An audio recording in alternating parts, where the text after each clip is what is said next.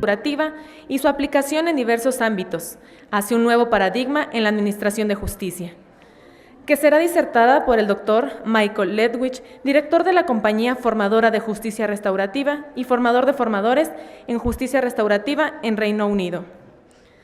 A continuación, daré lectura a una breve síntesis curricular de nuestro ponente. Es propietario y director de la Justicia Restaurativa, es propietario y director de la compañía entrenadora y formadora de Justicia Restaurativa. Cuenta con experiencia de 16 años en la práctica y enseñanza de procesos de justicia restaurativa. Él es uno de los entrenadores con más experiencia en la justicia restaurativa en Reino Unido. Se ha destacado en la capacitación dirigida a funcionarios de prisiones, servicios para jóvenes, policías, abogados, profesores, mediadores comunitarios y jueces. Es calificado como el único entrenador de entrenadores de justicia restaurativa. Ha dirigido cursos en todo el Reino Unido y también ha sido capacitador, instructor y entrenador de los facilitadores en México y Costa Rica. Ha fungido como facilitador en diversos casos. Está involucrado en el desarrollo temprano de lo que hoy es el Consejo de Justicia Restaurativa. Es miembro del Foro Europeo de Justicia Restaurativa. Doctor Ledwige, adelante. Okay.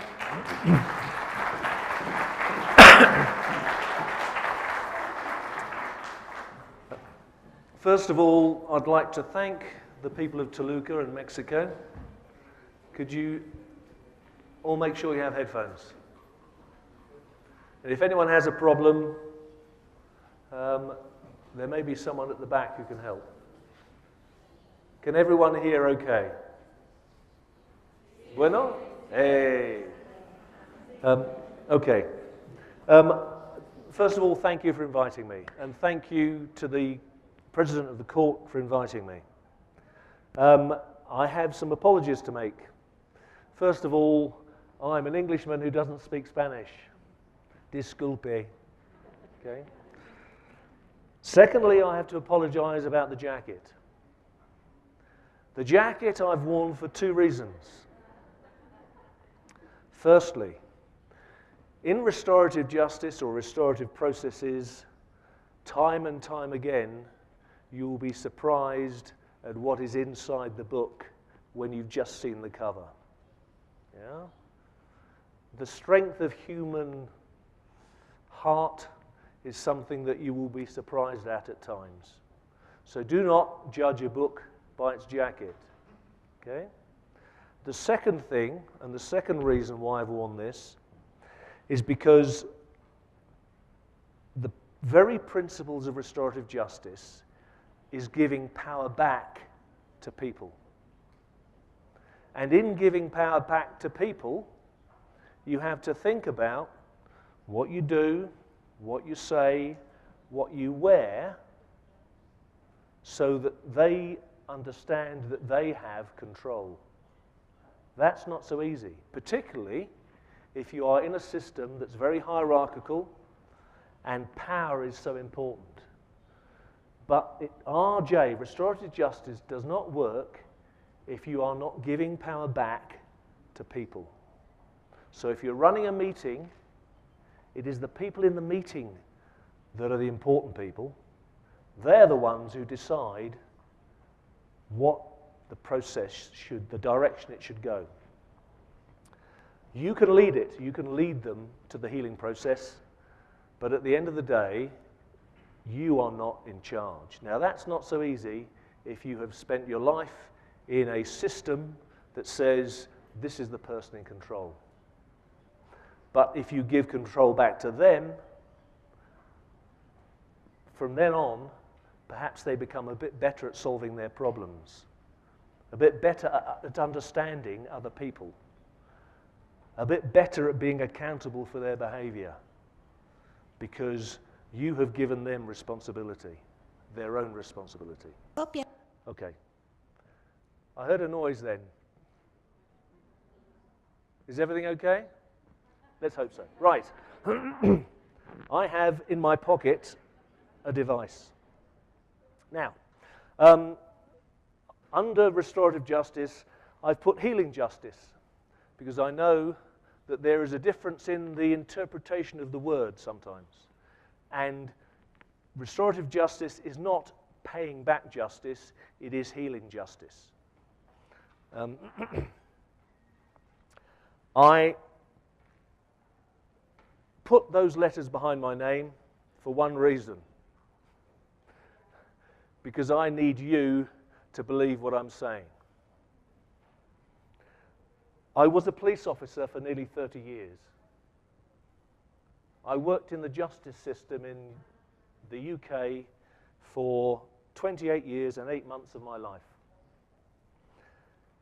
And at the end of my service, I found restorative justice 5 years before I finished in the police. It has become the most important thing I could do. I have been very fortunate to find this, and very fortunate to be in a position where I can perhaps help other people find restorative justice. Now, people like definitions, so this is probably the most famous one by someone called Marshall, and you can read that yourselves.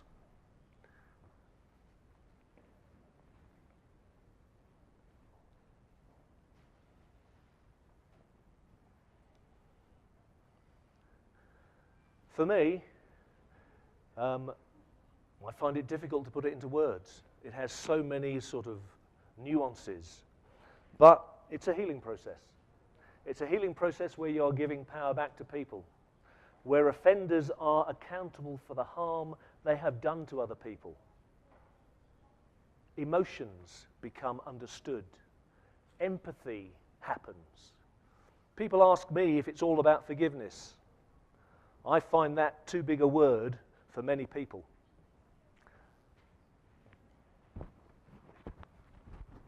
Closer? It's my chin's in the way, all three of them. Okay. Does that better? Bueno? Hey. I've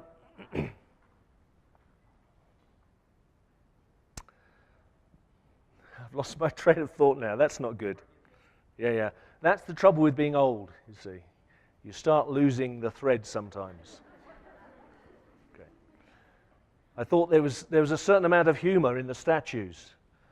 This one has scales, suggesting I perhaps weigh a little too much. And this one has a beard and a metal hip, both of which I have. Okay. So for me, it is a healing process where people become accountable, and there is an emotional understanding. But when people ask me if it's about forgiveness, I think that's too big a word. Forgiveness is too big. Sometimes you get to forgiveness, but what you do get is empathy. And if your victim feels that much empathy for the offender once they've heard the offender's story, think how far that victim has gone on the journey to healing. That's important. Right. Around the world, the very first modern-day restorative processes were mediations by Mennonites in Canada, I think, off the top of my head. But the recent resurgence was probably started in New Zealand when the Maori population said, your prisons are full of our children. We need something different. Western justice isn't working for us. And they developed something called family group conferencing, which is a restorative shaped process. And despite being very poorly delivered, they had extraordinarily good results because they made the families talk to each other.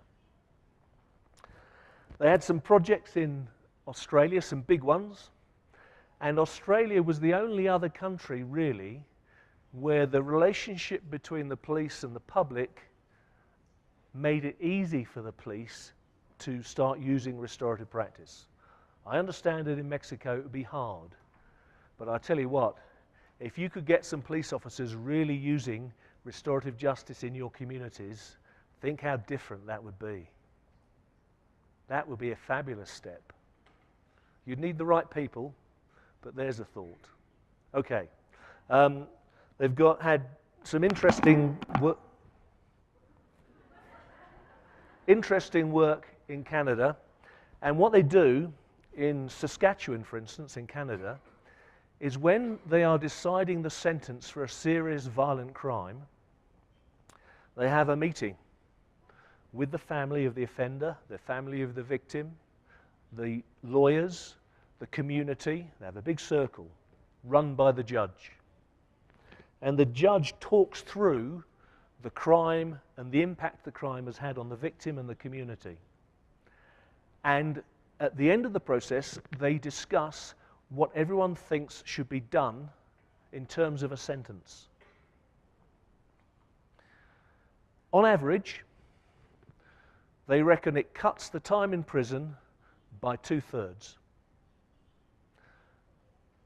So instead of having 1 year, instead of having 3 years in prison and that's it, you might have 1 year in prison and then 2 years in the community, working hard to make amends for the harm you've done, supported by perhaps your own family to make amends, supported by the community to make amends.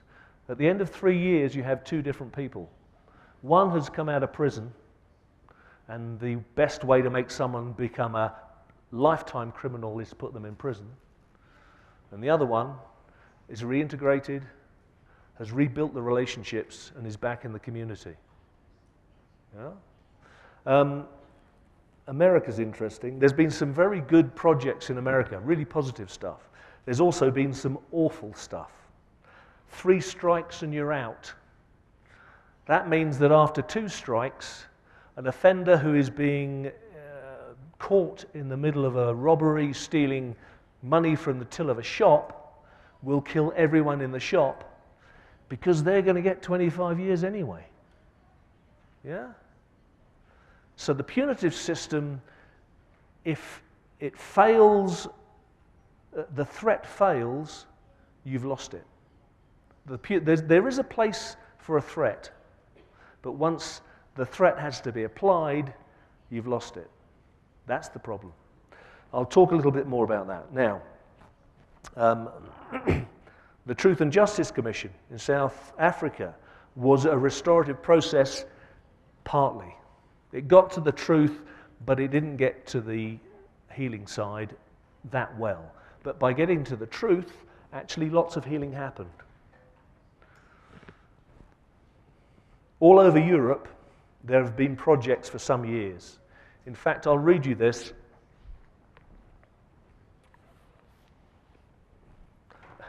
And because I'm old, and the glasses that I can see you with are not enough, I will go from being 4 eyes to 6 eyes. Okay. Restorative justice has finally made it into the policy and legislative agendas. For the first time, restorative justice is regulated at a European-wide legislative level, so that victims who choose to be involved are safeguarded. This is achieved through the Victims Directive, which will be implemented in Europe in November 2015. So the rest of the world are starting to wake up. But it's a slow process for various reasons. So across Europe, we now have a drive towards restorative justice. But there are lots of other places. Mexico, which you're doing. All the countries of South America are doing something. A number of countries in Africa, nearly all of them. But there's projects all over the world. And it's not going away. I was in a police service, the same as probably everyone else, where time and again a new initiative arrived. Everyone would go, it'll be gone in 3 months. Next year, no one will have remembered that. This will not die because it's in every single person on the planet in here. and I'll explain why.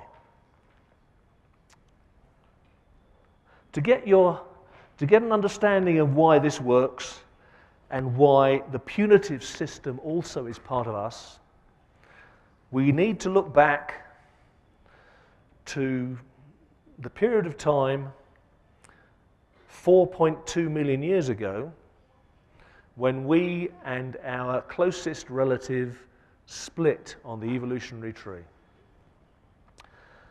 They can work out when we lost our hair, because the evolution of the mites in our hair on our head and other parts of our body that are also hairy, they actually evolved differently for about 2 million years.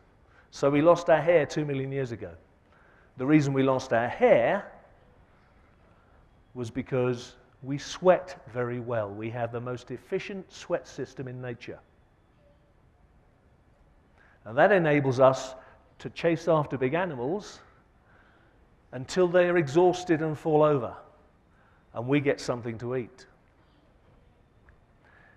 In that long journey from being monkeys to being humans, there's stuff in here that is hardwired. There is a fight and flight syndrome. So in that instant of terror, you either go straight into combat mode or run, because it's hardwired.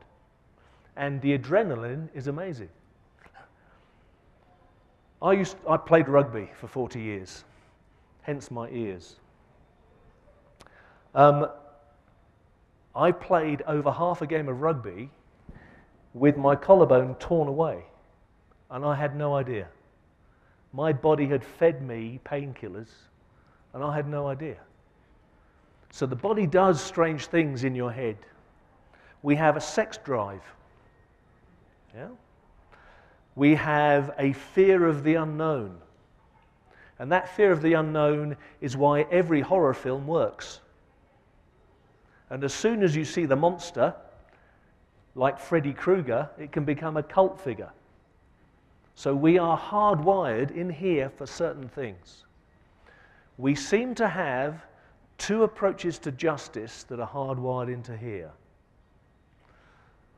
As hunter-gatherers, can we explain why this is not on the screen so they can see?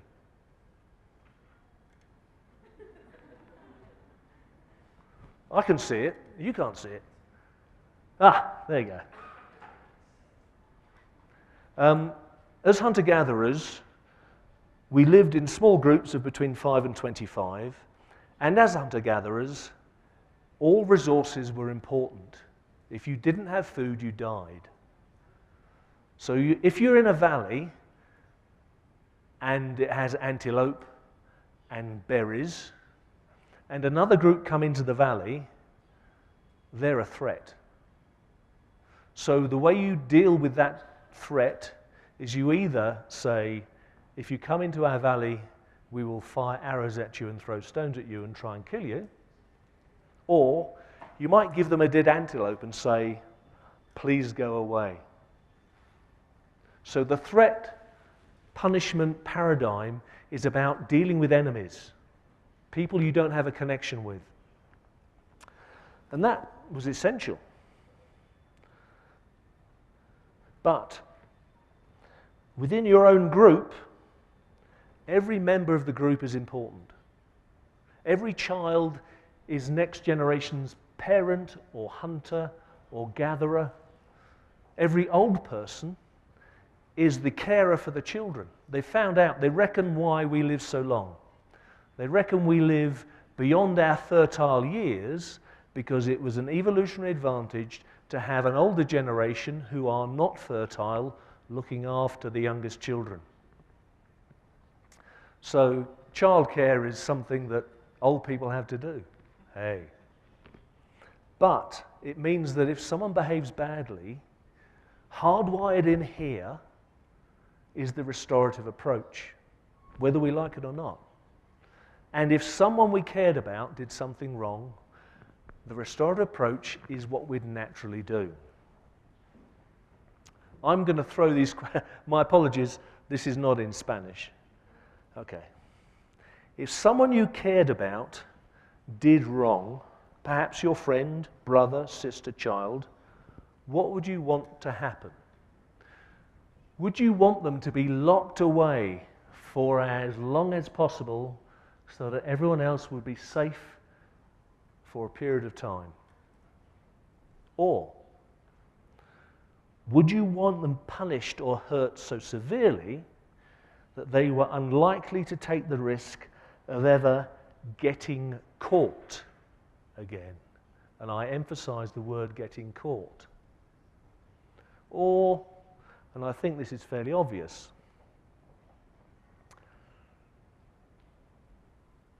would you want them to admit what they've done and for them to understand and appreciate the harm that they've caused? Would you want them to have the chance to negotiate with the people they've hurt what they should do to make amends, to not do it again, and to rebuild relationships?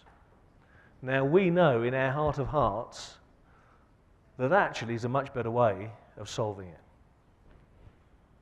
Think what it's like at work if someone threatens you, how that affects the way you work. It's not particularly effective at making you work better. If you're in the workplace and you care about supporting your boss and your boss's objectives, and you care about supporting the purpose of the organization, you don't want to let them down. That's an emotional connection that you don't get from a threat. Yeah? So it's hardwired in all sorts of ways in here. Oh. Right. I'm going to give a little break now in a moment. People say to me, restorative justice is for young offenders, or it's for crime only, or it's for something, and they put it in a narrow space. You really can use restorative processes at any place that you use a threat to control behavior.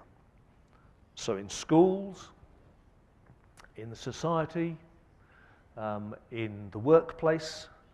I've run lots of meetings in schools, for instance, and I'll give you some examples. But I'll give you an example of one in the workplace. We had an office where there were 12 people, and every week my boss was getting an official complaint from one member of staff against another member of staff. Every week. And that is lots of paperwork and stress and everything. I ran a meeting that took the morning for this group of people, and it was restorative shaped. It was like a conference, but not quite. And I'd started asking people what was going wrong in the office. And the first group, these people this side, said, "Oh, everything's okay. What's the problem?" The last person was the youngest member of the office. And she sat there and burst into tears and said, "I used to like coming to work, but I hate coming to work now." And by the end of the meeting, we'd had admissions that perhaps I shouldn't shout across the room, perhaps I shouldn't make jokes about this. At the end of it, they changed one phone line and a couple of other things, and that was it.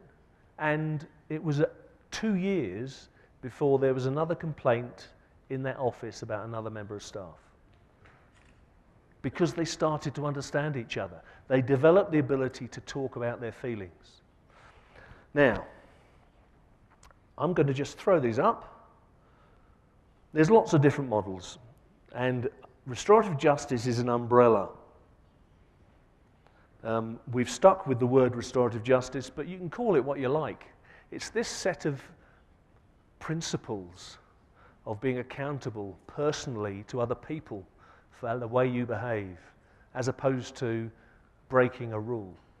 And that umbrella includes mediation, it includes restorative conferencing, it includes the sentencing circles I described in Canada. It includes a whole range of things. Peer mediation, you can teach children in schools to run meetings between their peers, a whole range of things. Now I'm going to show you a piece of video, if it's ready to run, but I must give you a little warning. This is a school where I did some training in the north of England. And from those of you who can speak English quite well, you'll understand if I talk like this. The accent's quite difficult to understand. And you find that people up north of England, you find it quite difficult if you're down south, you know, like that. And so the accent is strange. The words are important. And I think there is a lovely rawness about this. So this was a little school up north. If it's ready to run, if we could run the video for the school. Hello? Bueno? Okay, the school video, please.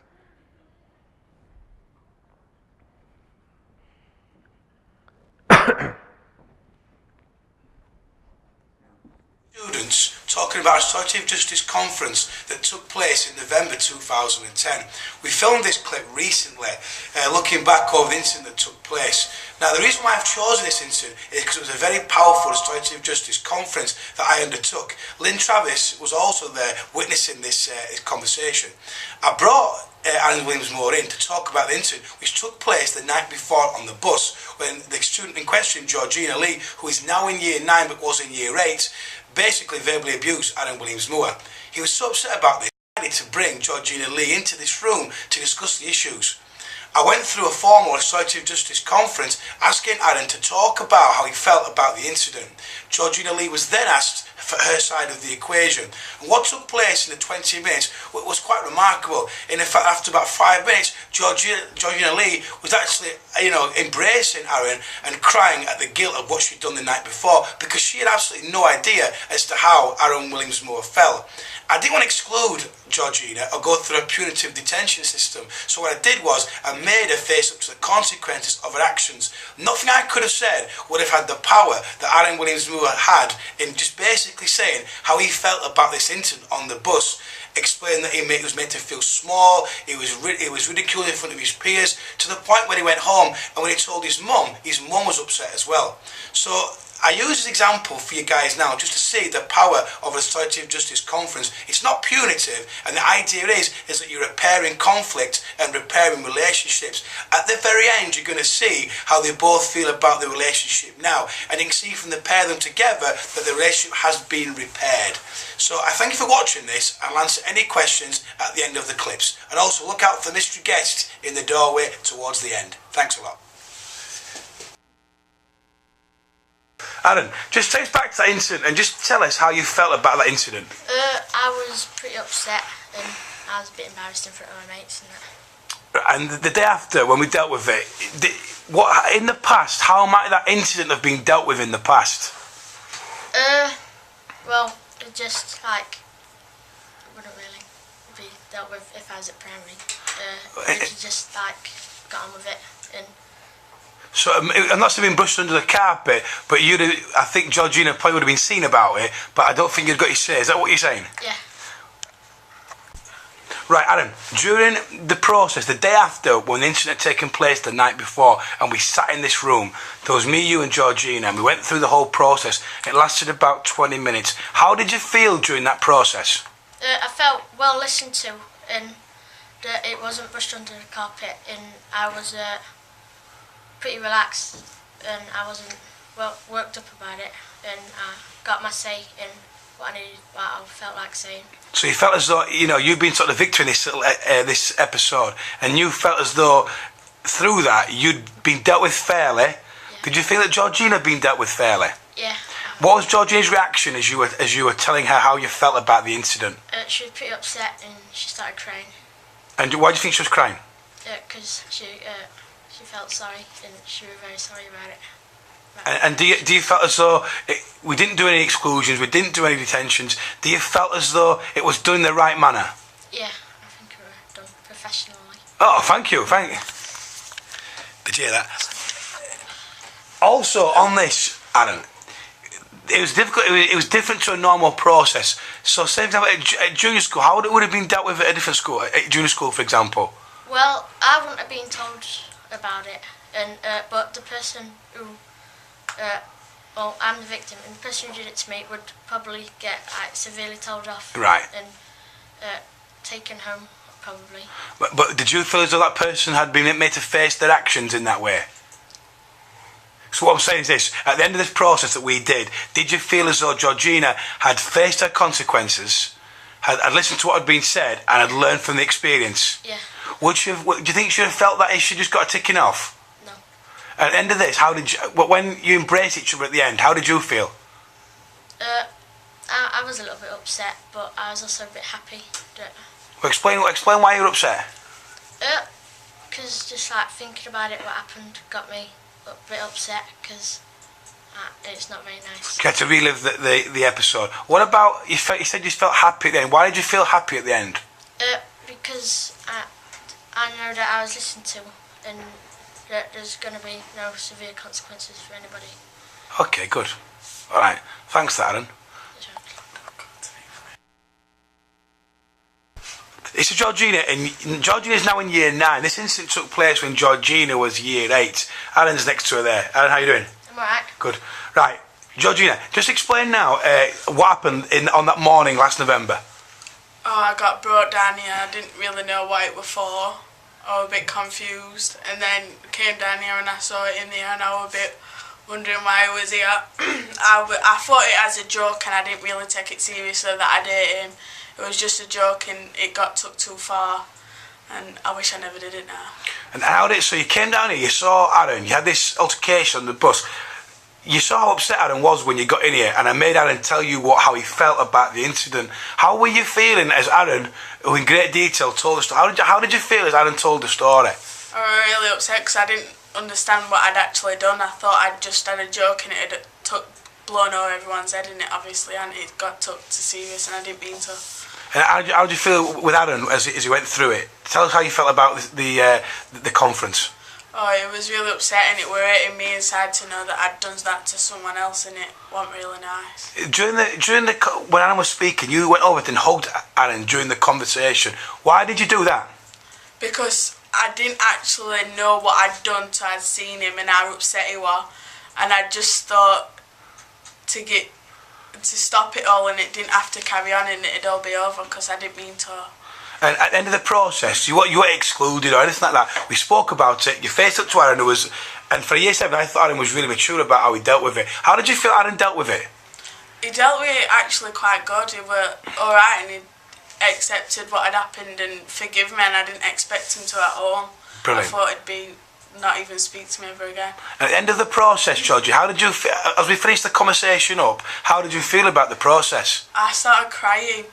I didn't know what I'd done until after everyone told me, and I felt really bad, and I started crying. And how effective do you think the conference was in you facing up to your behaviour? It actually, I think it helped Aaron in a way, because Aaron got like justice to it all, and it were at the end of it, and that's it really. And then, if I'd say giving you detention, or I don't know, a ticking off or something like that, would that have had an impact on you? I know. I think it had mostly an impact on me seeing Aaron upset. Good. And that's what gave me impact on it and what I've done.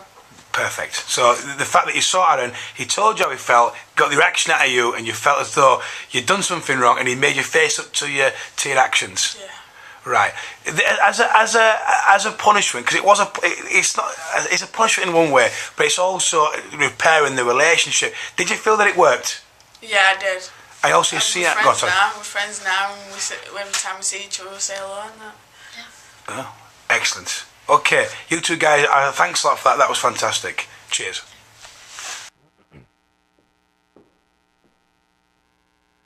Thank you. Could we go back to the PowerPoint? Now, Hi guys, I'm called Mr. Walkden, as you know. I'm hearing things. They could be children in any school in any country, couldn't they? And that process feels right. And the punitive processes that are the norm in most schools are for dealing with enemies, when you think about it. When I first did a presentation in Oaxaca a long time ago, 12 years ago, something like that, I was talking, and someone at the back stood up. I let him speak, and he said, "You remind me of my grandfather," which for me was not a good start. And it turned out that his grandfather used to run meetings, just like the meetings I was describing, in his village when he was a boy.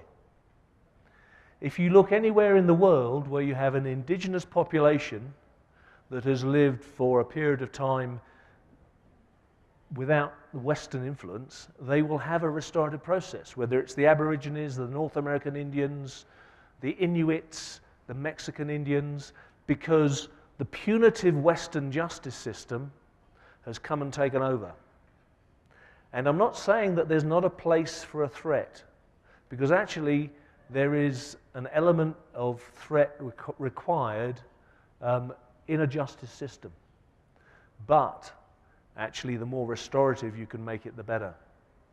And if you start using this stuff in schools, you then have a gradual shift whereby you end up needing the whole school to use restorative processes. Because you can't have something like this between two children, and then if it's an issue between two staff members, there not being an opportunity to solve it. Yeah?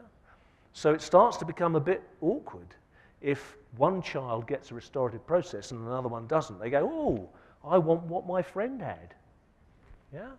And you end up with a whole series of elements to a whole school process, and you can transform a school. We'll talk about the legal system as well. You can put it in virtually anywhere in the system. You can use it for, even for the worst types of crimes. There's a video that I might be able to show in my last workshop to do with a murder case in America. And the only reason we've got this is because the woman who was the mother of the victim ended up using restorative justice. It became part of what she did as part of her own healing. And she used to go into prisons and use restorative processes with prisoners, trying to get them to understand the harm.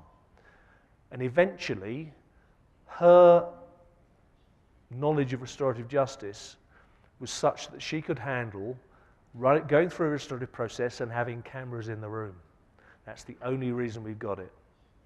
And the victim's mother and the victim's daughter, who was only 5, I think, when her mother died, both meet one of the 2 murderers. And the power of it is unbelievable. And the daughter of the victim had spent her life fearful of everything. She had had years of therapy over her stresses and issues. She came out of that meeting thinking she could conquer the world. So if people say to me, "Who is this process for?" For me, it's for victims. This is a chance to heal victims. But there's a man called Guy Hall, Professor Guy Hall, who works in Perth University in Australia. And he was researching into the criminal mind. And he was trying to find out what is the key to offending behavior. And in his research, he found the key is the excuse. Offenders have an excuse. It's the same for divorces. Each one of the parts of the couple will have an excuse for their side of the argument, their side of what's happened. So the excuse that they have, it might be a burglar who says, "Well, it's an insurance claim, what's the big deal? They'll get the money back." It's the sex offender who says, it's no worse than they get at home. But they have an excuse. And in his research, he found there was 2 good ways of getting into the offender's head and blowing that excuse out of the water. One of them is cognitive behavioral therapy by a psychologist. The other is a restorative. And in his research, in comparing these 2 methods, he had the same change, the same benefit in changing the offender's mind when he compared 100 hours cognitive behavioral therapy with a 2-hour restorative meeting. That makes restorative justice 50 times better than the second best thing at changing offending behavior. Yet restorative justice for me is about victims. And that is a fantastic bonus. Yeah? When it's used, the youth team in my area in Surrey, because we have legislation in England where young offenders have to go back to a youth team and have a restorative process built into what happens in their behaviour management after the court case. The crime rate amongst young offenders has gone like that in Surrey because they've done a good job. It's dropped and dropped and dropped because they are not becoming repeat offenders. If you look at this, probably the spectrum, the most straightforward model is the mediation model, where, does everyone here know what mediation is? Does anyone not know what mediation is? Yes? You all okay? Right, okay. The conferencing model is similar to mediation, but instead of people talking to each other, the facilitator manages the process. So I might have a circle of 8 people, and I ask questions to each person in turn. They might tell me how angry they are or how upset they are, and the person who needs to hear that can sit there and hear it, and it's less confrontational because they're not saying it to them. So I can control the process a bit more easily. And when we get to the end of the process and the agreement, they might talk directly to each other, and I think it's safe and I let them do that. But I can manage quite a difficult process because they have to talk to me. I ask the questions. And there's a set of rules. No interruptions, no bad behavior, no threats. So it works. And you can take a very emotional process and it still works fine. So they're probably the two ends. One's the most complex and one's the sort of simplest. If you're running a very serious crime case, you do a lot of the questioning process in the build-up before they meet. So then at the meeting, it's more like a mediation where they talk face-to-face. Okay. We have a problem in the UK. This is our wonderful justice system. Only 25% of our public trust our punitive justice system. They don't, but it's just not, it doesn't work. They did a survey of witnesses as they walked out of court. And the court system is so unpleasant for witnesses, 2 out of 3 said they'd never be a witness again. And the legal system relies on witnesses. Isn't that awful? So, as you can see from these, and because I can't read Spanish very well, I have some over here. It's adversarial. It's about proving something. It has very little involvement with victims or the community. And if you take away the control, you have anarchy. In a punitive system, if you take away the control, you have anarchy because it's the system that's controlling the behavior.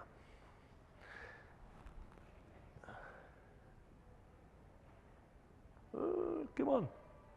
Right.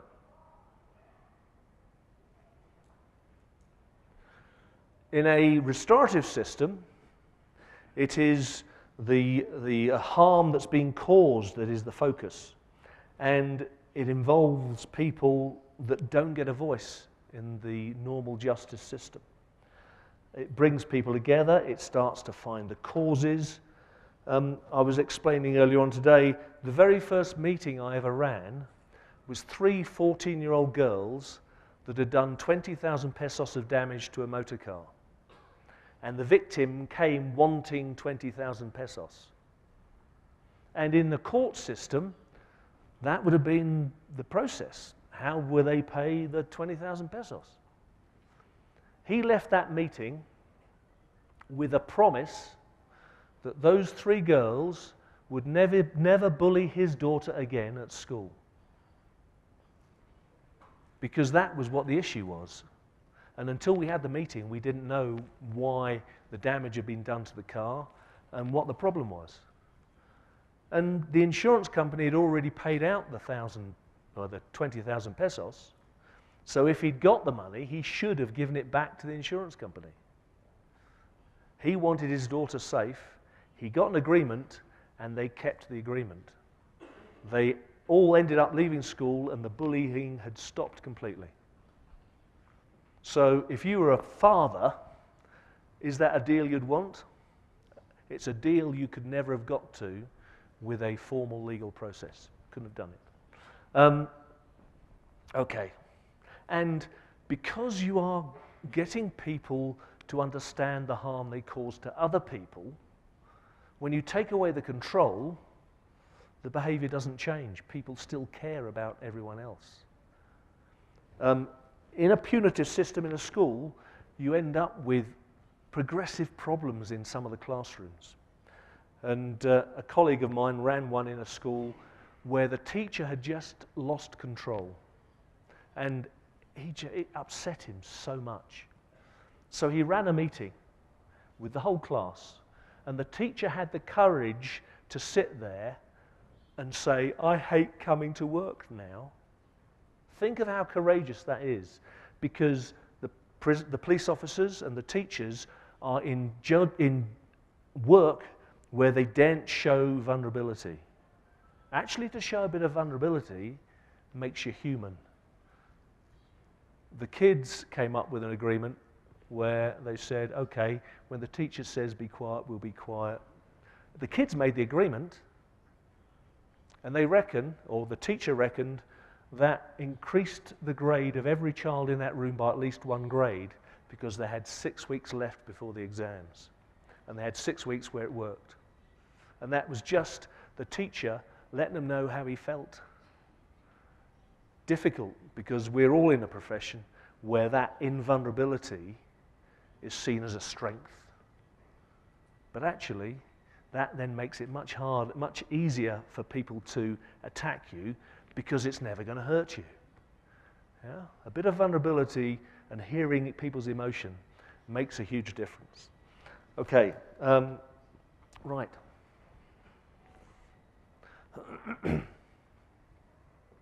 What happens in people's heads? Now, if you get the right people in the room, offenders will feel shame. The purpose of you being there is not to make them feel shame, but if you get the right people there, they'll feel shame. One of the most important people in the room will be the person the offender cares about most. It might be the grandmother. It might be the guy that runs the football team. But if you're going to have a meeting, an offender has to feel shame for any change to happen. In terms of the psychology, because without shame, there's no shift, there's no turmoil to find a new direction. If it just goes over their heads and they feel nothing, nothing will change. So they come into the room feeling fear, anger, anything, but if they feel shame, there's a chance to change. Now, the old-fashioned legal system stops here. That's it. We've made them feel shame, and we now just punish them. That's what the legal system says works. But actually, the restorative system says that if you say to the offender, okay, what are you going to do to make amends? That starts to make a difference, because you are giving them some power. This is part of that handing over the power process. And empowering them makes a huge difference. And being reintegrated, actually getting back into society, is a big thing. Now, I'm going to give you a funny little thing. Okay. Has anyone here got an 8-year-old boy called Jorge? No? Good. Okay. Imagine you all have an 8-year-old son called Jorge. And Jorge is a bit of a tearaway, okay? And Jorge's in the garden, and there's a knock on your front door. And you go to your front door, and you open your front door, and there is Senor Gonzalez. And Senor Gonzalez is your next door neighbor, and he appears to be very angry. Senor Gonzalez, you seem very upset. Yes, your son's just smashed my window. How do you know it was my son who broke your window? Well, my wife and I were sitting in our front room. The window gets smashed and the glass comes into the room all over us. And we look into the gardens, and there is your son. He's running down the gardens away from the houses. I'm ever so sorry that's happened to you, Senor Gonzalez. I will go and investigate. Jorge, come here. Now, Jorge, I'm going to ask you a question. My advice, my legal advice, is that when I ask you the question, you say nothing. Okay? Jorge, did you break Senor Gonzalez's window?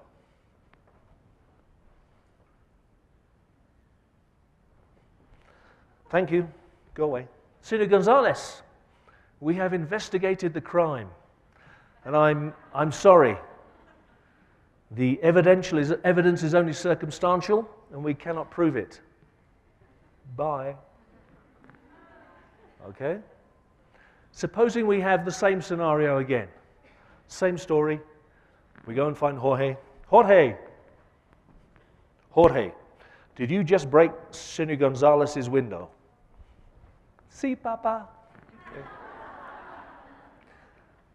Okay, Jorge. Your punishment is you can't go to that party this evening. Where you go? Senor Gonzalez, we have solved the crime. We have had an admission. And we've given him a punishment. And the punishment is he's not going to a party tonight. Okay, thanks. Bye. Now, do they both seem a bit like our legal systems? Where we either find some way of persuading them not to say anything because it would damage their chances, or we make the decision and make the punishment? Okay. Third scenario, and I think in terms of reintegration, this is the one. Okay, here we go. Same start. Jorge, did you break Senor Gonzalez's window? Sí, Papa. Okay.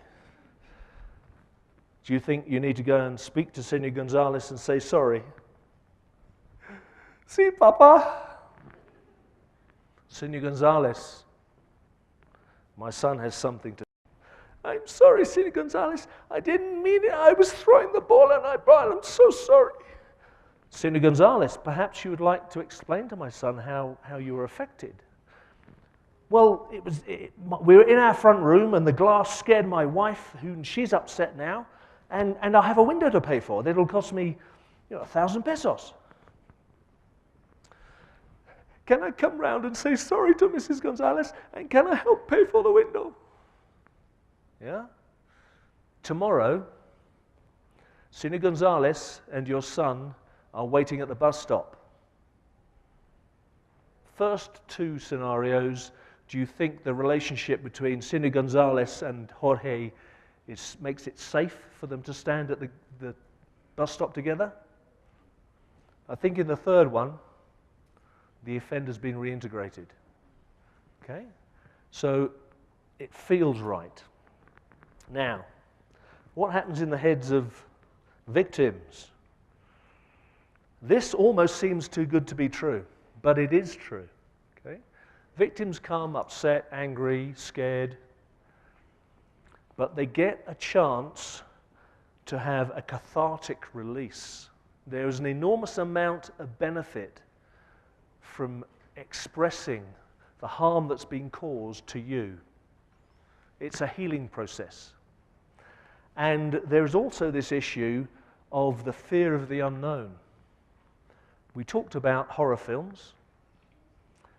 If someone's had their house burgled and they have never met the burglar, they will have this dark picture in their head of some 2 meters, leather-jacketed monster. with shaven head and tattoos that's gone through the house. And if you run a restorative meeting where the offender and the victim meet, the victim gets a chance to see the monster, gets to see the Freddy Krueger, gets to see what is usually some 15-year-old boy that is crying. And the healing that happens in here for you, because the fear of the unknown has gone, is significant. So the fear of the unknown is hardwired into us and part of the issue with a crime. I, as I said, played rugby for over 40 years. Every Saturday, I invited 15 grown men to cause injury to me. And some of them did quite well. I have a number of scars on my body, and I've had a number of operations on various bits that have been damaged over the years. But I chose that. I haven't suffered post-traumatic stress from that. If someone attacked me from behind in the street and perhaps struck me with a baseball bat and caused exactly the same injury as I got in a rugby game, that can affect my head because I've been disempowered.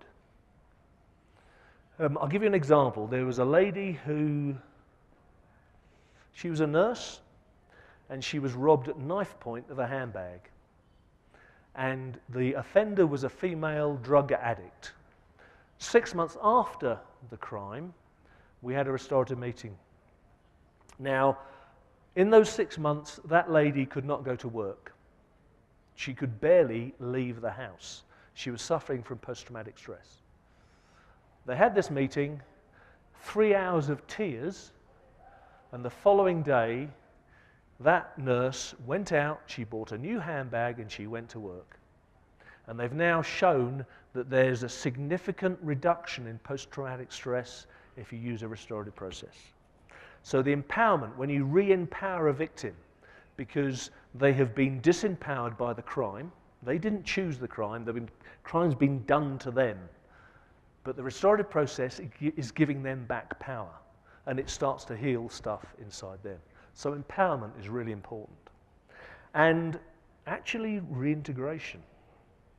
I'll tell you another story. This was a case of an assault by a 17-year-old girl on a 16-year-old girl, and the 17-year-old girl was a thug. She was a drunken thug. And this girl had been sitting on the bench, and she had come up and punched her in the head, and when she'd fallen to the ground, she was kicking her on the ground. A very nasty assault by a drunk 17-year-old bully on this 16-year-old girl. Father of the offender was incandescent. And the youth team wanted me to run a meeting that included the father because the father needed the most healing. So I ran a meeting. And I'd had to get an agreement from the father about his behavior beforehand, but we ran the meeting. The victim, the girl, the 16-year-old girl, didn't come to the meeting. But the parents were also victims. We still ran it. And the offender started with, I did it. The parents of the victim were very, very full in their emotional explanation. The father was like this, taking notes. I spoke to the parents of the offender. The mother could barely speak. She was crying. So I barely got a few words out of the mother. The father of the offender, his very first sentence about his own daughter was, I think the little cow should have gone in prison for 3 months. And that was the father of the offender. And I watched the relationship between these two sets of parents blossom. 1 hour later, the parents of the victim walked out of the room, and the father was, this is the father of the victim who was so angry, is saying, I hope this works for you. I hope this is the turning point. Good luck. And actually, victims who go through this process want the offender to be reintegrated because they know that's what's best for everyone, because then they won't commit other crimes. That girl, the offender, had been in trouble 7 times in 5 months. And she was on a very steep slope. She never came to notice again. That was it, the last one. Okay. We talked about, just a quick bit of data. That shows you the difference between a court process and a conference. This was a proper stratified sample, and the choice was a restorative meeting or a court process. As you can see, there was a significant difference between the experience of the victims. They got 10 times as many of them got some sort of restitution. There's a great deal more for victims in the conference process rather than the legal system process. Now, I'm going to have to read this to you. This is from 7 schools in north-eastern England. So 7 schools, so it's a lot of data. And I'll have to read it out because I appreciate some of you won't read English, and I haven't had it translated yet. So this is 7 schools. They had a 73% reduction in classroom exclusions. They had a 79% reduction in verbal abuse, pupil to pupil, a 73% reduction in verbal abuse, pupil to staff, a 57% reduction in physical abuse, pupil to pupil, an 83% reduction in internal supervision at break, which is like detention, 79% reduction in internal supervision at lunchtime, another one, a 94% reduction in incidents referenced to the senior leadership team, the head teacher, a 73% reduction in pupils excluded from break, and an 80% reduction in fixed term exclusions. Now, if you can do that, I mean, that's gobsmacking. In terms of the changes you can make in a community in terms of behavior, if someone said that there's something that could do that, you wouldn't believe it, would you? But that is what the data tells us. So you can see that if you treat people in this way and you empower them and you get them to understand the harm they cause to others, you actually change behavior significantly. Right, just a little picture. When we run the training courses to train facilitators, there's various bits of theory we play with, but this is quite a useful model to think about. If you are looking at levels of control and levels of support, if you have a system that doesn't provide support and doesn't provide control, it's negligent, it does nothing. If you have a system that has lots of support but very little control, it's permissive, it does things for people, it's over-paternalistic. If it is a system that has lots of control but very little support, it's a punitive system, it does things to people. If you have a system where there is plenty of control but also plenty of support and does things with people, it's restorative. So perhaps something to think about. Right, okay, here we go. Problems. Now, my apologies. When I did this, come on. Right, when I did this, we had the issue of it being in layers. And of course, I handed the presentation to someone else, so only the top layer makes sense. So I will just talk around it a little bit, and then you can see the top layer. It costs money to have a restorative process. And research tells us a restorative process saves money in the long run. Between $7 and $9 saved for $1 spent on restorative justice but you've got to spend the money first. So you need people that are doing the job. And if you haven't saved any money elsewhere in the system, that makes a problem because you don't have resources. If you don't have resources, the system tends to focus on just one person, which is the offender, which means it ceases to be restorative because it's the people that they've affected that need to be in the process for them to understand the harm they've caused. We, in the UK, have a particular problem with targets. Now, one of the other things I do is I write papers about the problems we have in our public services. And how can I be not too rude about this? The way government in the UK sets targets is absolutely moronic. Okay? And I'll explain why. If you measure police officers on the number of arrests and the number of detections they have, they will stop doing prevention. Otherwise, they won't get the arrests.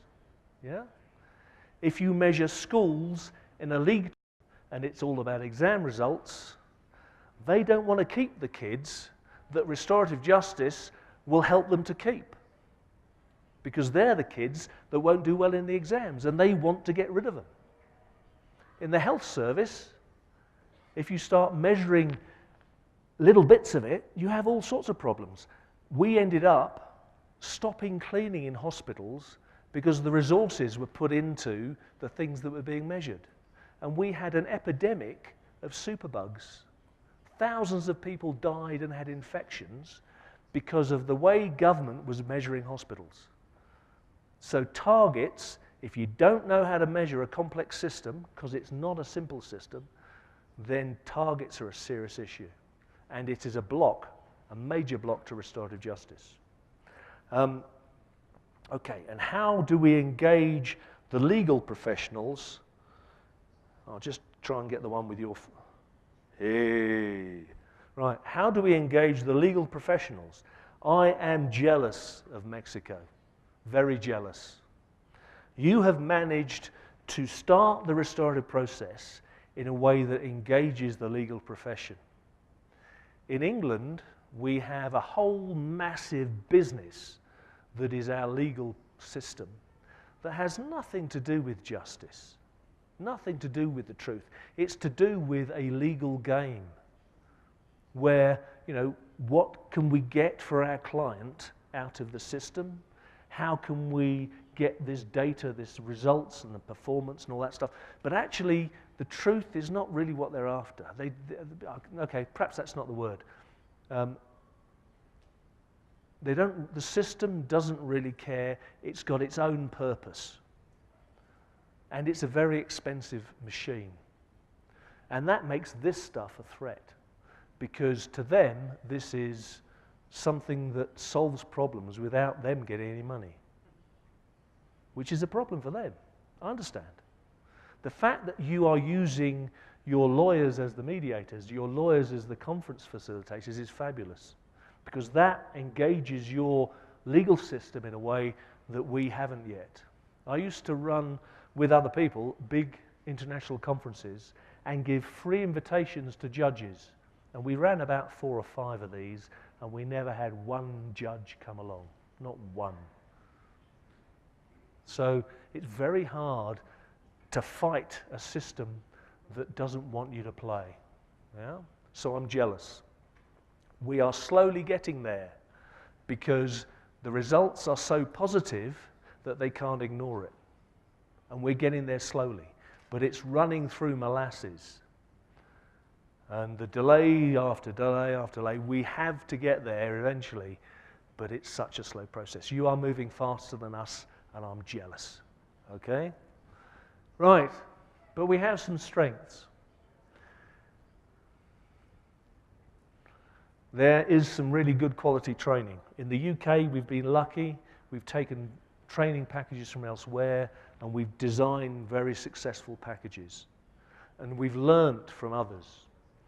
We have a government, albeit they don't understand the target system, they now understand that restorative justice is good. So they're starting to require people to start to use it. It's been, for instance, they've made it best practice in schools, but haven't required them to do it. So it's suggested schools do it at the moment, but they don't actually do it, some of them. And we've got all this evidence. All right, we'll get ahead to that one. There we go. Right. So, there is a resistance against this, whether we like it or not. We all have to, I think, we all have to fight it. If you've all had a chance to read those, okay.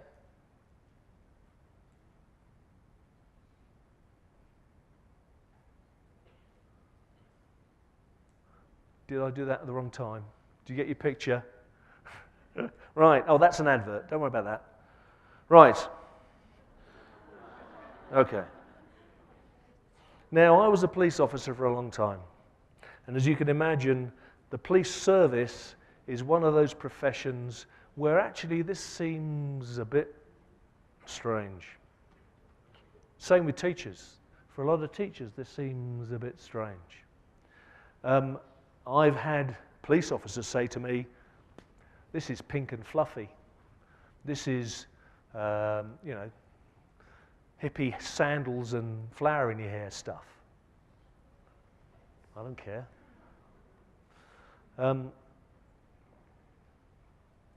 If I can change the future for someone and heal all the people they've hurt by painting myself pink and standing in the corner, I would say, where's the paint pot? I don't care if they think this is a soft option, but it's not. If you actually ask offenders what's the hardest thing they've ever done, it's probably going through one of these. Because it's just hard to come to terms with the harm that you've done. Now, I assume we've got to, oh, we have. Right, what I'm going to show you now is a video to sort of close off. Now, this is a video of someone whose life was crime. He committed thousands of crimes. He was a drug addict, and he would commit crimes 10 times a day sometimes. So he was a one-man crime wave. And eventually he went through a restorative process. Now you're going to see this. It's a video that is very professionally produced, which is nice. And you see two people talking to the camera. The first person you see is the offender. So these two people talking at the camera are telling their story.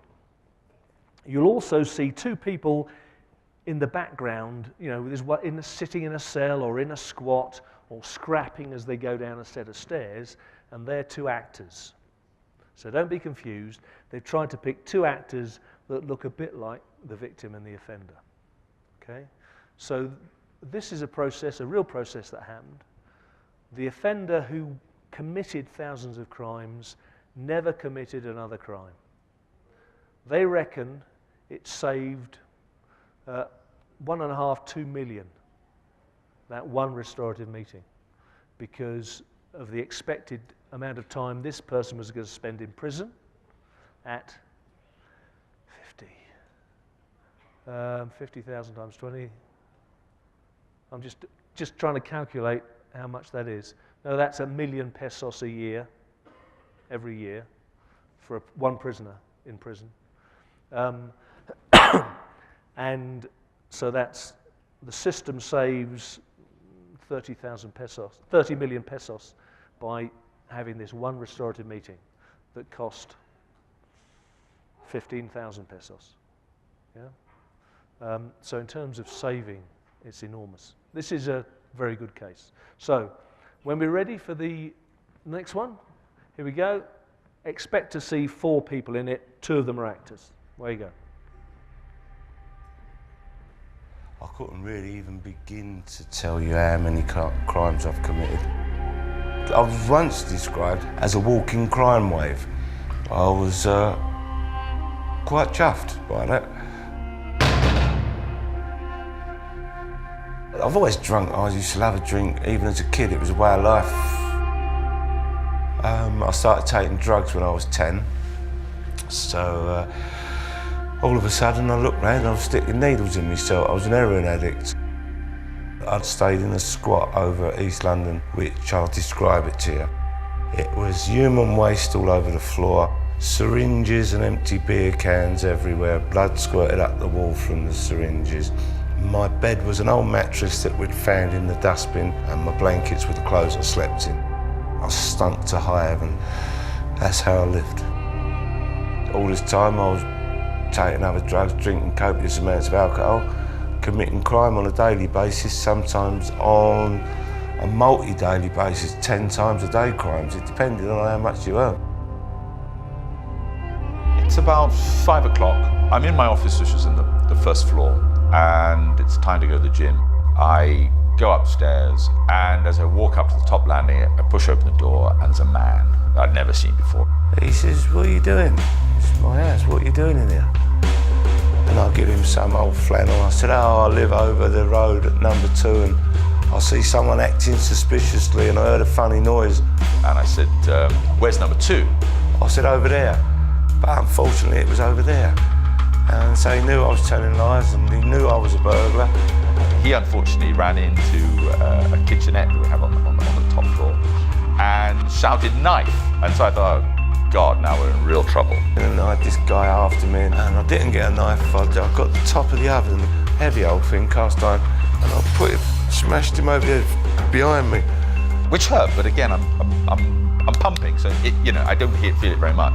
He stumbled and we fought, and as we fought, we rolled down a flight of stairs, proper John Wayne stuff going on there, and there was a big old flower pot, and I picked it up and smashed him straight over the head with that. And I remember the blood coming out of his head. And I kept going, and we bundled and fought and bundled and fought. And I got him outside the door, and I said, help me. And it just looked like 2 middle-aged men having a ding-dong. And then the police car came, so obviously someone had called the police. The police pull up, and I'm nicked in the back of the van. They said to me, are you okay? And I said, yeah, I'm fine. And they said, well, you're bleeding. And as I put my hand behind my head, I've got my whole head is just saturated in blood. I'm not about to sit there feeling remorseful and sorry. It was just a bad day at the office for me, so I'm off to prison, and oh well, can't wait to get to prison, because get to prison, that means I can get some drugs. My wife came to collect me in the hospital, and as I put the key in the door, I suddenly had a fear that there would be somebody at the other side of the door. And it happened day after day after day after day. And it's not a very nice feeling. You feel scared.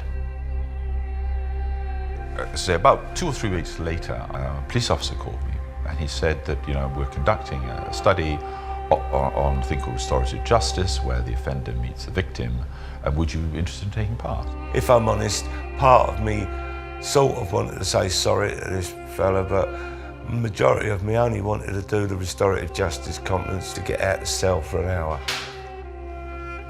Suddenly this day came, and the prison officer opened my door. It was a lunchtime, and he said, "Come on then." I'm walking along this passageway. Whether or not it's true, I don't know, but apparently the screws used to say this was where the condemned man used to go. And at that very moment, I started to feel like a condemned man. I'm thinking, I don't really want to do this. I don't want to go and meet the victims of my crimes. I don't want to meet anyone. I just want to go and lay in my bed. And we get up to the door, and I'm thinking, I don't want to be here. I just don't want to be here. Just as I went to say it, the door opened. And there is a guy I fought about 2 months earlier, and he's in a sort of prison garb and looking really sheepish. And, I'm beginning to think, what the hell are we doing here? But anyway, it's going to happen. Whatever it is, it's going to happen. So here we go. So I started going on about the poor old me's and how I've had an hard life, and giving all the social spiel, because all my life that's what I've done, give social spiel to probation officers and social workers. I thought I had everyone eating out the palm of my hands. He's just going through the movements, just going through the same old lines, the same old trite. And I'm beginning to get very, very annoyed, very, very annoyed. And it came to a point, and I said to Will, when we first met. And that's it. And I just lose it completely. and he started listing all the things that I've done. And he also started listing his feelings. And it comes out like a fire hydrant, you know. And I said to him, I said, you know, we didn't meet at some bloody cocktail bar in Islington. You broke into my house. You destroyed my one belief that I had, which was my ability to protect my family, my house, from people like you, and you did it in one fell swoop. I never knew it made people feel sad, angry, bad, depressed, isolated, guilty about things I'd done, yeah? I didn't know. Peter was just, I mean, it was like a train hitting him. You could see that he thought, God, you know, I've done this. It was like a flow of emotion started coming out, and I never realised it. I just never realised the damage I'd done. I never realised the harms I'd caused. I never realised how many people it affected. And he was a man who wasn't showing remorse because the lawyer had said, you got to show remorse, you get time off. He was a man who was genuinely affected by what we had said. And we start conversing, we start talking, and Peter starts talking. He starts talking from his heart, from his real core of his existence. When you hear the damage, what you have done, when you hear the harm you've caused, you've got to be a very, very bitter and twisted human being if this doesn't affect you. You've got to be a sicko. I was fully expecting these people who I'd done a lot of harm to say, lock him up, give him the birch, throw away the key, we don't care. But I was quite amazed. So I went back to that cell and sat there with all these feelings, you know, and I sat with them for a long time trying to work them out and separate them. And you can't just leave him there. You've got to help him help himself. So therefore, we then went out and said, listen, we want to see you change. We want to see you get yourself together. We want to help you in this process. We'd like to see him address his alcohol and addiction problems. We'd like to see him address his offending problems. We'd like to see him maybe get some education, and we'd like to see him even get a job when he gets out.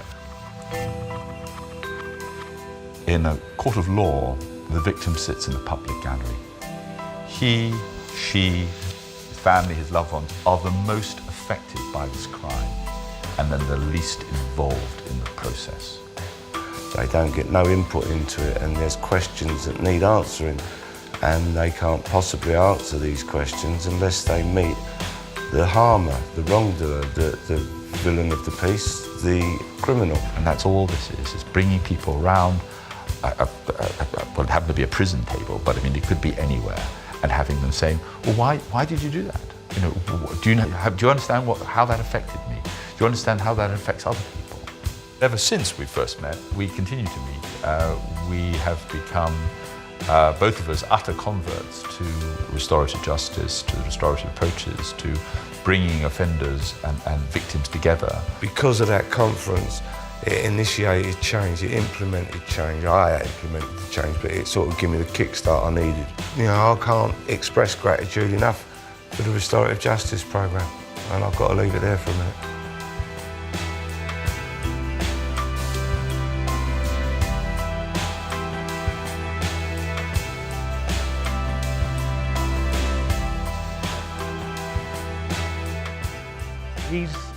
He's now written a book, he's now married, and he's never committed another crime.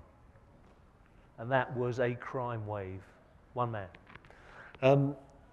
Now I would like to just leave a chance for a few questions, but I would like to comment about a couple of things. I consider it a huge privilege that I have been involved in this process over the last few years. You are in the early stages of the changes in Mexico. I like to think that you are spearheading something fantastic. I know that you've got some interesting work going on in Toluca. I understand you've got a successful family mediation project going on. So things are happening. I was lucky enough to work in a number of different states in a project funded by the embassy and USAID and various other people. And there's one or two people that will be here this week that have been foolish enough to come and see me again because I trained them in the past. This is big stuff. This is the most important thing I could be doing. I am privileged to do it. You never know. This might become your thing for the future as well. Let's hope so. If I could ask Diana to come down so that I've got ears.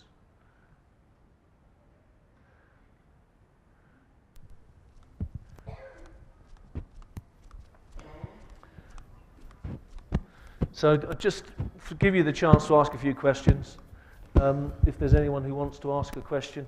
There are some tabletop meetings that will take place. I think there's one this evening and there's one tomorrow evening where I'm involved, so if there are burning questions that we don't get today, you might be able to ask them over the next couple of days. I've got 2 workshops coming up, one tomorrow morning and one Friday morning, and one of the things I'll do in each of those is I'll run a restorative meeting so you can actually see it live, so those of you that are going to be there. Right, sorry. No, could you do it in Spanish so that everyone can hear you, and then I'll... All right. Bueno, buenos días. Yo quería felicitar la conferencia, fue muy clara, y un comentario.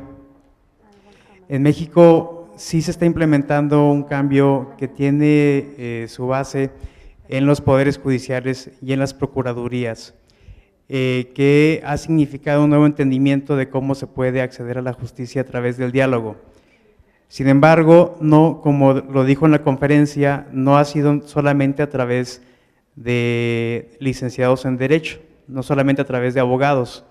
Aquí en México, la ley nacional inclusive así lo tiene previsto, otros especialistas profesionales pueden ser facilitadores, psicólogos, trabajadores social, inclusive otras profesiones, ¿por qué no arquitectos, ingenieros?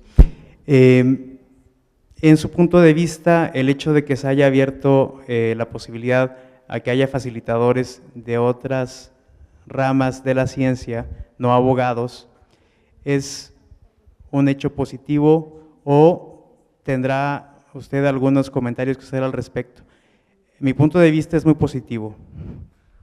The answer is yes. Fabulous. I have been lucky enough to train a range of people in Mexico, including psychologists, including, I think I had three police officers, which was great. But judges and lawyers, youth workers, probation officers. To me, anyone who is good at doing it, doesn't matter who they are. They can be a farmer, they can be a builder, it doesn't matter. In fact, if you are working with an indigenous population, it works really well if someone from that population is trained up. Because as I said, it's about people feeling safe. And therefore, if they don't feel threatened by you because you're one of the community, then it's easier for them to be empowered, easier for them to be involved in a process where they can speak their truth and come to understand each other. Yeah? So yeah, absolutely yes. And you know, I've met some lovely people who are psychologists and youth workers, and they're fabulous. And yes, absolutely yes. Just out of interest, because as you can imagine, I was a police officer, and my apologies for that, it just happens. I know that in some forces, the meetings were run by police officers in uniform. And what they found was that it wasn't a big deal, because the victims quite liked it, because it meant that there was a touch of authority associated with the uniform. But because the offenders had been spoken to and they had managed to engage with the offender in a way, the offender didn't think it was a big deal, because they, albeit they were an offender, the police service was trusted. Now, I never ran a meeting in uniform, So for some years I ran a project in the UK as a police inspector because I was in charge of a big custody centre. So a third of the prisoners in our county came through my door.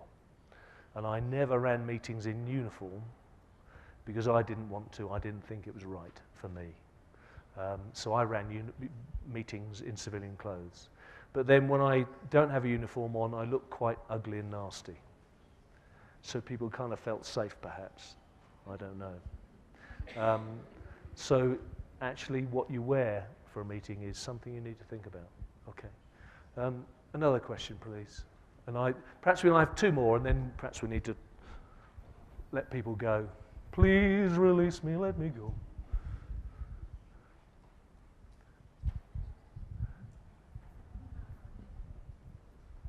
There's two ladies here at the front, and there was one at the back as well. Could you speak slightly louder? Mom, because my hearing's not great. Okay. Well. Una propuesta que tiene la Secretaría de Educación para lograr la escuela en una sana convivencia es que se puedan formar niños mediadores, alumnos mediadores, para que sea el conflicto entre dos alumnos solucionado también a partir de un alumno en igualdad de circunstancias. En esta situación, ¿cuál sería el análisis por la determinación, pues en igualdad de criterios, en cuanto realmente se pueda lograr un cambio de conducta, qué tanta validez pudiera generar este tipo de actuación? Yeah. It's a very successful process. Because you are empowering the children, one of the things you do is you get the pupils to vote for who they want to be the facilitators. Yeah? Rather than the teaching staff choose, give the power to the children and say you choose, because then there's the buy-in. Yeah? And you can train them to run the processes for all the minor stuff. The serious stuff, you perhaps need to have an adult involved anyway. But absolutely yes. And what you find is it's a skill that they take through them with the rest of their lives with. But you end up with it becoming something that is sought after by the kids. And once they've seen it work and they've experienced it, they then want it. Yeah, we've got an issue, let's talk about it. And you have things like circle time at the end of the week, so that you talk through any difficulties that have happened during the week, any friction, and solve it before they go home at the weekend. I've got books on this stuff. It works really well, but in schools, it's important to think about the whole community, because if you start doing it in parts, actually you need to think about the whole of the school model and how you try and make everything restorative when it comes to conflict. One of the problems I had early on when I was teaching this was that people seem to get the impression from the training courses, and the training courses take 4 days in England. In Mexico, because it's a bit slower, because of the interpretation, at least 5 days. That journey changes not just the skills, but it also changes the thought process. Well, this guy here went through it. Would you agree with that, Julio? Yeah? So it's changing the way people think. So you can't just give them a bit of paper to read out. It doesn't work, because you need in their heads, and I've got time to do this. It's time, all right, okay. Right, okay. My apologies, because I thought I had an hour and a half free. Yeah, okay, shush. Right, but absolutely yes. So thank you. I will steal 1 minute, okay? Because there's lots of ways of doing this. I had a pupil at a school who I couldn't run a meeting between the teacher and the mother and the child, because there was disbelief about the child's behaviour. So I went into the class and got all the children to write down what was affecting their class, made them feel unsafe, and then fed that back to the mother and the son. And that changed everything, because they suddenly found out how the pupils were affected by his behaviour, not the teaching staff. So that's the big issue. So, does school pay for overrunning my time? That's it, folks. Thank you very much. Thank you.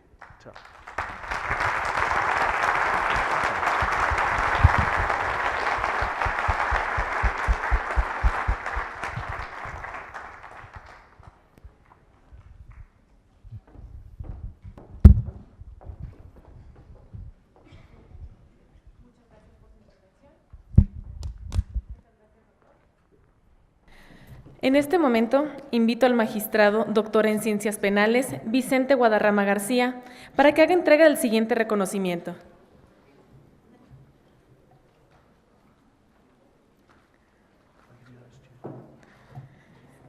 Al doctor Michael Ledwige, por la brillante disertación de la conferencia La Justicia Restaurativa y su aplicación en diversos ámbitos, hacia un nuevo paradigma en la administración de justicia. Thank you very much.